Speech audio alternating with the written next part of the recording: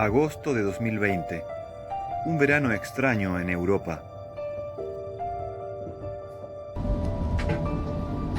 Este es un viaje a través de la historia reciente de una Suiza clandestina y desconocida, para intentar descubrir un pasado neblinoso que se dibuja entre las vías del tren.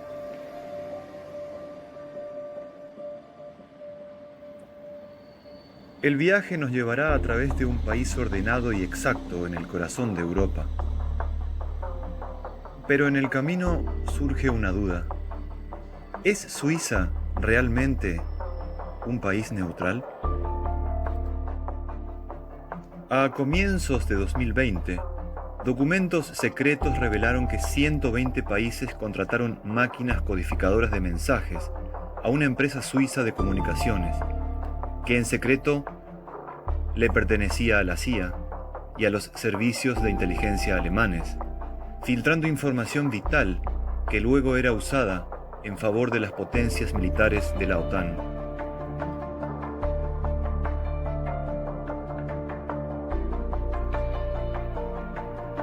Esa información le sirvió a Inglaterra para ganar la Guerra de Malvinas.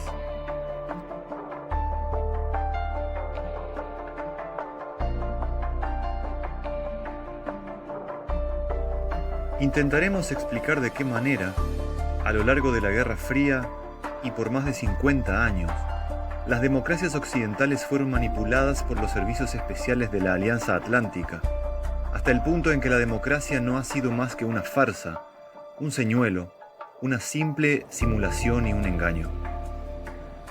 Me interesé en este tema después de leer unos archivos de inteligencia revelados por Daniel Ganser, un investigador del Centro de Estudios Estratégicos de la Universidad de Zúrich. Esos documentos explican de qué manera la OTAN fundó un ejército secreto anticomunista antes de finalizar la Segunda Guerra Mundial con la ayuda de la CIA norteamericana y el MI6, el Servicio de Inteligencia Exterior de Reino Unido. Y qué papel tuvo Suiza en la filtración de información sensible y clasificada, mientras cobraba millones de dólares espiando a países oprimidos por terribles dictaduras. Las estaciones que nos esperan en este viaje ya no son tan neutrales como querrían ser. Nadie será el mismo después de este viaje.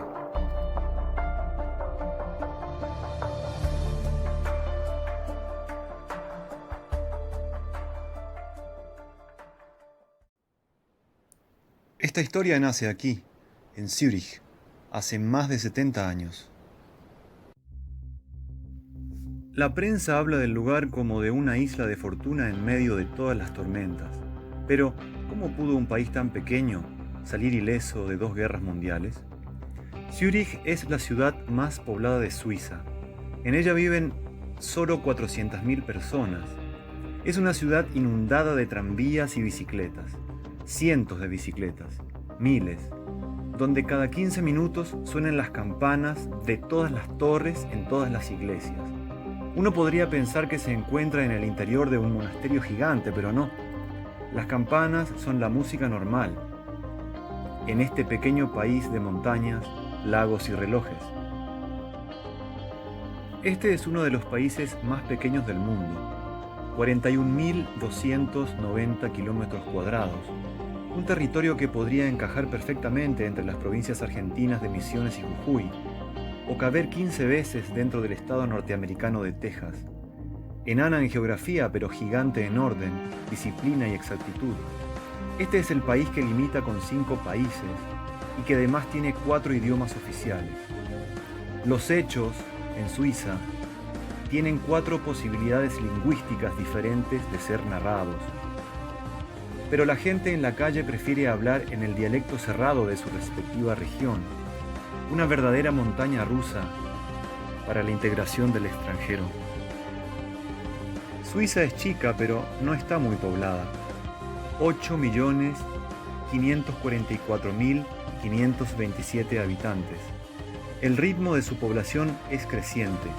Sube 0,7% al año. Suiza es, desde hace décadas, un país de inmigración. Más de 1 de cada 4 habitantes de Suiza nació en el exterior. En el 2035, Suiza tendrá un 10% de habitantes más. Y en medio de este oasis impoluto de tranquilidad y prosperidad, avanzamos hacia el sitio donde comienza esta historia.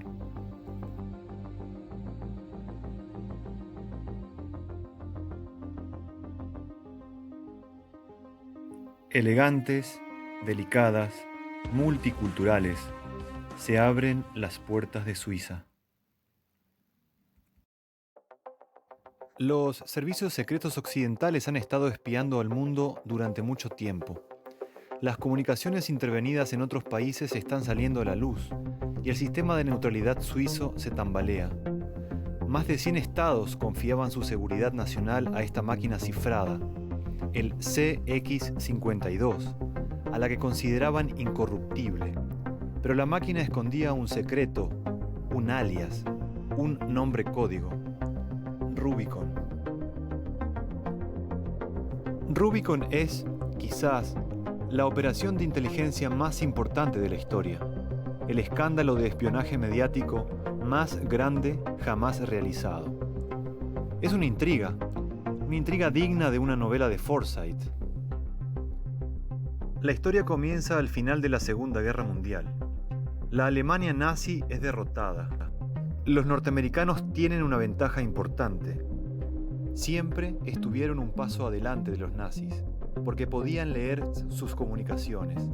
Recurrieron a un dispositivo descifrado. Este aparato descifraba mensajes matutinos mecanografiados antes de que fueran enviados, para que nadie pudiera atraparlos ni leerlos. Después de finalizar la guerra, los norteamericanos se enfrentan un dilema: ¿cómo lograr la forma de seguir espiando? El sistema de descifrado de mensajes funciona mediante complejas operaciones matemáticas, y para eso se necesita un genio. Y el genio aparece. Su nombre es Hagelin.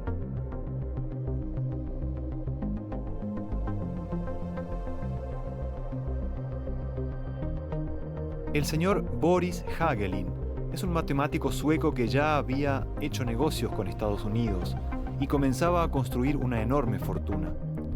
Los norteamericanos le ofrecen trabajo y él acepta. Sus dispositivos son muy seguros y es difícil que caigan en manos de un nuevo enemigo, la Unión Soviética. Mientras tanto, la CIA comienza a urdir el plan. En 1952, el señor Hagelin se muda a Suiza. En el sótano de esta casa, en el cantón de Zug, instala el primer taller de su empresa. Lo llama Crypto AG. No solo viene a Suiza para ahorrar impuestos, algo que le molesta de su Suecia natal, sino que de esta forma también evade las estrictas restricciones a la exportación. La neutral y liberal Suiza le parece el lugar ideal para su negocio. La joven firma comienza a crecer. Las más brillantes mentes están trabajando en nuevos dispositivos, ayudando a forjar algoritmos sofisticados que venden a todo el mundo. Se solicita una patente tras otra. La empresa tiene una excelente reputación. En 1955 se divide el mundo en dos: la democracia occidental al oeste y el bloque comunista al este. En marzo de 1946, Londres y Washington firman el tratado UK-USA, donde pactan una cooperación de inteligencia mucho más estrecha. En medio de esta estrategia, Suiza debe decidir de qué lado está. Verano de 1970. Múnich, Alemania. Sede del Servicio de Inteligencia Federal. Este organismo de seguridad se asocia con la CIA y juntos deciden comprar una empresa de tecnología de encriptación de mensajes. Esa empresa es Crypto AG y tiene su sede en Suiza. El objetivo de la operación de estos servicios secretos está contenido en unos archivos confidenciales bajo el indicativo Minerva: espiar a países extranjeros. La empresa Crypto abastece a más de 100 países, ninguno de los cuales conoce el asunto de estas gigantescas escuchas. Teniente General Jorge Rafael Videla, Comandante General del Ejército Argentino. Juro por Dios, nuestro Señor y estos santos evangelios. Buenos Aires, Argentina. Una implacable máquina de matar trabajaría a destajo durante más de 7 años, desde que el 24 de marzo de 1976 una junta militar tomó el poder y estableció un régimen de terror. El peronismo sin Perón terminaba en un caos social teñido de sangre, y los centuriones argentinos, con la excusa de combatir a la subversión, impusieron un despiadado modelo político diseñado en Washington para erradicar los sueños socialistas y revolucionarios de toda la América del Sur. Los opositores al régimen son secuestrados, torturados y asesinados, y semana tras semana despegan desde los aeropuertos militares aviones con prisioneros que son arrojados al mar. El general Videla es cliente de Crypto y alaba las bondades del material. La inteligencia alemana lo sabe todo y lo comparte con la CIA, escuchando de manera clandestina a los militares argentinos.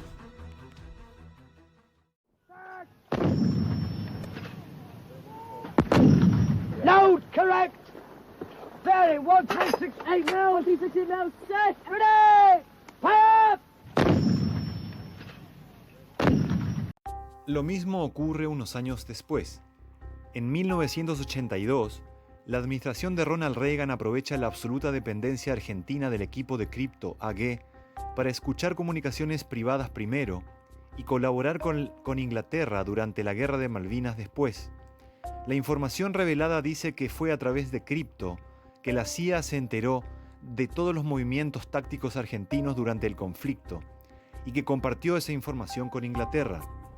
La revelación hecha a casi 38 años de la guerra fue confirmada por la filtración de otro documento desclasificado que incluye el agradecimiento de la por entonces primera ministra británica, Margaret Thatcher, por la cooperación de los Estados Unidos en asuntos de inteligencia y el uso de la isla Ascensión, enclave fundamental para coordinar los ataques ingleses por vía aérea. En general, los nuevos cables presentados hablan sobre la inteligencia obtenida de la operación, pero proporcionan muy pocos detalles sobre el contenido y cómo esa información fue utilizada. Sorpresivamente, hubo un momento en que el gobierno de facto argentino sospechó de que algo raro sucedía con sus comunicaciones. Luego del conflicto armado, Argentina descubrió una falla de seguridad en el antiguo aparato utilizado para codificar mensajes. Crypto AG envió enseguida un representante a Buenos Aires para que lograra convencer a los militares de las bondades del sistema. El elegido fue Henry Whitman, un matemático de origen suizo especializado en criptología. Los espías de la CIA celebraban las virtudes técnicas del sistema desarrollado por Crypto y decían literalmente: el engaño funcionó. Los argentinos se tragaron la píldora con dificultad, pero continuaron comprando los equipos. Hemos ganado.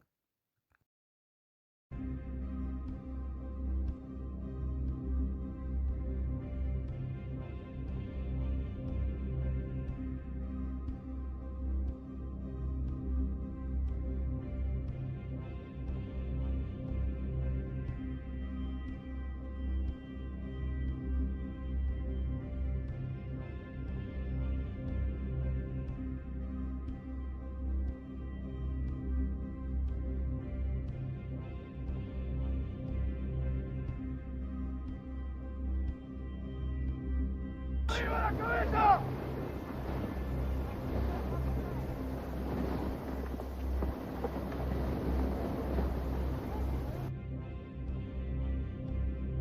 Muchos empleados consideraban un honor ser trabajadores de Crypto. Ese fue el caso del señor Bruno von A., un ingeniero de desarrollo que ayudó a diseñar dispositivos de cifrado durante 27 años. Die Crypto, das ist eine top-moderne Firma, technologisch an der Spitze, weltweit anerkannt als gute Chiffrierfirma. Es war eine Fabrikhalle, etwa 30 Meter breit, 50 Meter lang. Wir hatten so 2,5 Meter Arbeitsplatz, wo man Messgeräte drauf tun konnte, wo man alle Pläne abstellen und so weiter. Da hatten alle zusammen das Gefühl, wir als Schweizer Firma in einem neutralen Staat unabhängig von Grossmächten und so. Man tut da für die ganze Welt etwas Schlaues. Ich habe ein Schema bekommen, um einen Chiffriergenerator zu bauen. Und als er dann einmal gelaufen ist und der Lochstreifen gestanden war, ist der Direktor wieder gekommen und hat gesagt, wunderbar, ich nehme den gerade mit. Dann habe ich mich gefragt, ja, was macht unser Direktor mit dem Lochstreifen? La antigua Yugoslavia fue uno de los países que también adquirió dispositivos de cifrado por muchos cientos de miles de francos. Justamente, habían comprado el modelo más moderno. Incluso figuras de la cúpula militar estaban involucradas en ese negocio. Entonces llegó a Suiza una llamada desde Belgrado. Los yugoslavos habían desarrollado sus propias capacidades de cifrado y descubrieron que los dispositivos de cripto eran inseguros. En medio de la crisis, se convoca una reunión de emergencia. Un mes después, el señor Bruno viaja a Belgrado con soluciones sugeridas en tal caso. Él les dice que se corrigió el error y que el dispositivo vuelve a ser seguro. Entonces Bruno ya no escucha nada más. Bis der Jugoslawienkrieg losgegangen ist. Währenddem es noch gerasselt hat und geschossen haben, kommt mal ein Geschäftsleitungsmitglied zu mir und fragt mich, wie haben ihr die Geräte ausgeliefert nach Jugoslawien. Im Hinterkopf ist natürlich sofort der Gedanke gekommen, da hat es Stellen gehabt, die probiert haben, den Schlüssel rauszuholen. Und dann ist es halt nicht mehr gelungen. Luego de unos años, la Policía Federal Suiza inicia una investigación acerca de un rumor de espionaje. Al señor Bruno lo citan para una declaración a fondo. Entonces se enfrenta a un gran dilema. Soll ich jetzt oder soll ich nicht? Wenn man von Hintertürchen redet, dann hält man die Firma in die Pfanne. Wenn man nichts davon sagt, dann ist im Bühler nicht geholfen. La CIA está observando muy de cerca el ir y venir en Suiza, y sus burócratas comienzan a temblar. Se refieren al señor Bruno como un testigo potencialmente peligroso. Entonces, él decide hablar. Dem von der Bundespolizei gesagt, dass es ein mögliches Hintertürchen gibt. Und wenn die Bundesanwaltschaft mir garantiert, dass sie verhindern können, dass Krypto sich an mich gelangt, dann würde ich aussagen.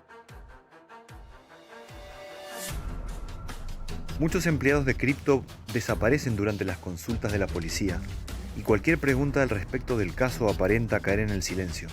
Los funcionarios de justicia visitan la fábrica y hablan con los empleados dispuestos a dialogar. En algún momento la Policía Federal deja de hacer preguntas y la Fiscalía Federal decide dejar el caso donde había comenzado. El caso de Crypto AG queda oficialmente cerrado.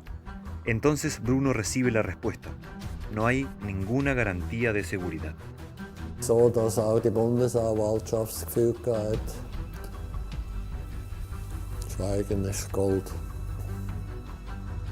Rubicon is the code name for an operation that is basically a surveillance operation run as a partnership by the CIA here in the United States and the BND in Germany.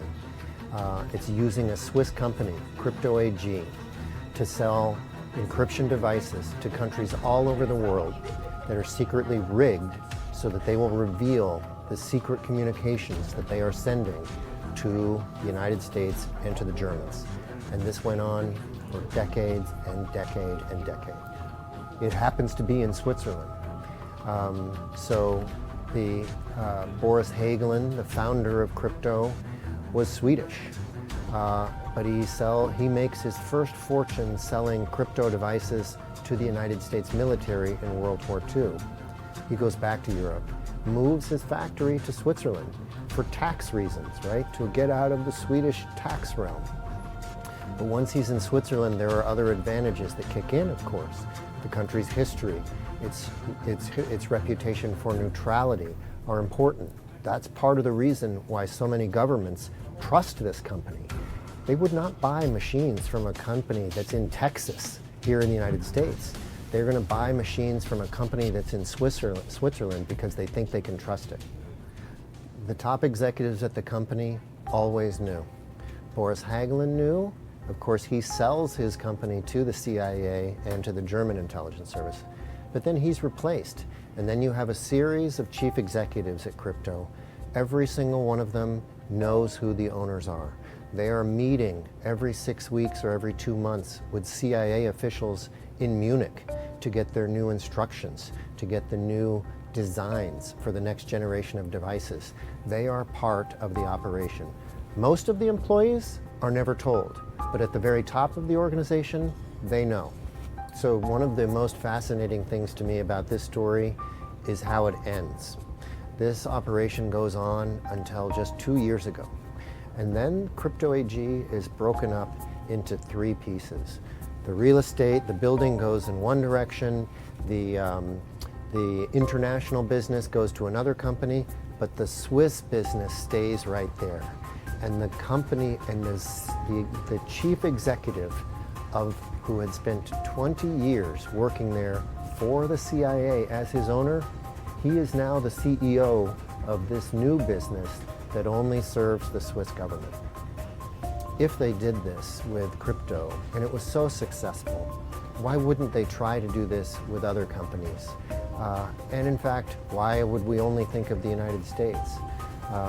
The story about what happens with Crypto, I think, also relates to the suspicions that many of us have now about other companies, including Huawei, the Chinese telecommunications company, or Kaspersky, the Russian antivirus company. There are suspicions about those companies too. They deny that they are connected to the government like this. But, you know, the United States and Crypto denied this for many years as well, and now we know the truth.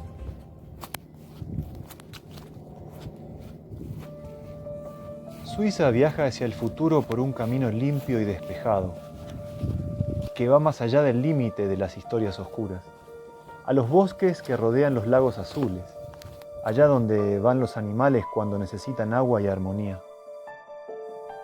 Suiza tiene 41.285 kilómetros cuadrados de extensión, donde 1/3 de esa superficie está cubierta de bosque, es decir, 1,26 millones de hectáreas.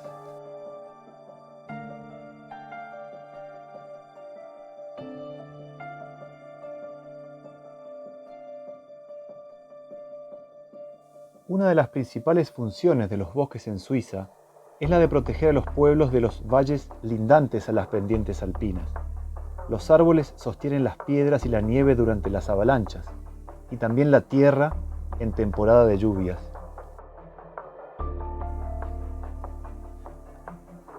Aquí también se encuentra una de las reservas más grandes de aire limpio del planeta. Según el Indicador General de Actuaciones Medioambientales, Suiza alcanza un 80% de nitrógeno en su aire libre, lo cual aporta al saneamiento medioambiental del mundo. El lugar es consciente de su secreto porque lo guarda y no dice nada. Está en silencio, no se escucha nada, como si el tiempo no pasara. Estoy rodeado por kilómetros de bosque, en medio del mundo, arriba o abajo del mundo, pero muy lejos del lugar donde nací. Escuché mis propios pasos metiéndose en las hojas que anunciaban la llegada del otoño. Un segundo después, no escuché más nada. Sentí que estaba ahí, feliz y solo. Marché hacia el frente y respiré profundo. Cuando me detuve, el bosque me hablaba, en el sonido del viento entre los árboles. Y a mi alrededor, la naturaleza explotaba, eterna. En el bosque, Suiza exhibe su lado más salvaje, indomable. Es pura potencia y fertilidad. Suiza es vieja y a la vez recién nacida. Sigue un sueño que una vez consiguió. Y la misma pregunta vuelve a aparecer. ¿Es realmente Suiza un país neutral? En la realidad, nadie podría afirmarlo. Es un secreto mismo, igual que esta historia.